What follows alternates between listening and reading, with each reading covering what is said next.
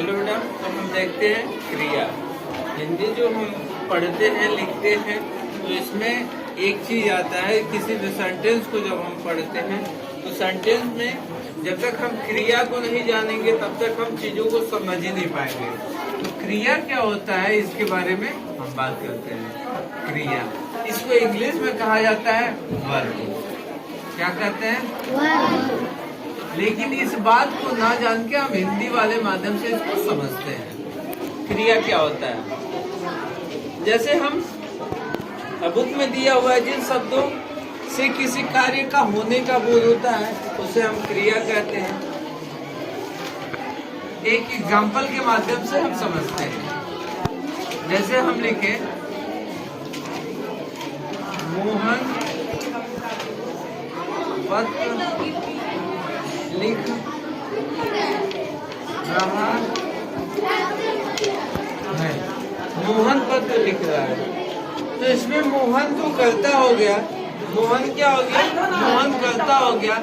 और पत्र लिखना एक प्रकार का क्रिया होता है। लिखना क्या होता है? क्रिया होता है, क्योंकि लिखने से मोहन के द्वारा जो कार्य किया जा रहा है वही क्रिया कहलाता है। क्रिया का मतलब एक प्रकार से समझिए कार्य होता है। क्रिया का मतलब होता है कार्य, और कार्य का मतलब होता है काम।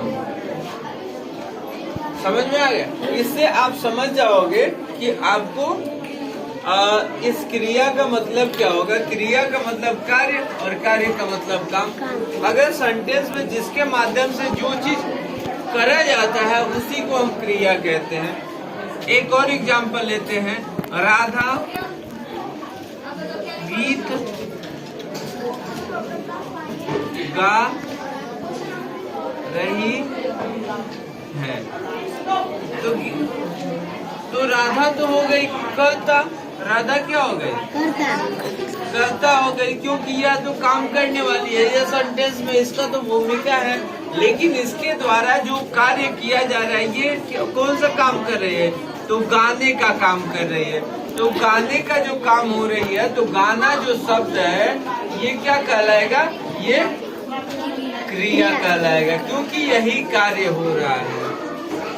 तो जिस शब्द से हमको कार्य का होने का बोध होता है उसे हम क्रिया कहते हैं, या पता चलता है उसे हम क्या कहते हैं? क्रिया कहते हैं। तो ये बात क्लियर हो गई सबको?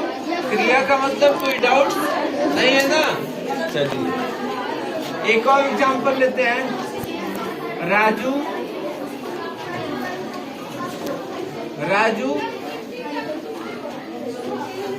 प्रश्न पूछ रहा है। राजू प्रश्न पूछ रहा है, तो राजू क्या काम कर रहा है? प्रश्न पूछने का काम है। तो इसमें पूछना क्या हो जाएगा? क्रिया हो जाएगा, क्योंकि इसके द्वारा यही तो कार्य किया जा रहा है ना।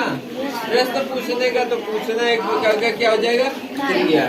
तो क्रिया में आपको कोई डाउट नहीं है ना?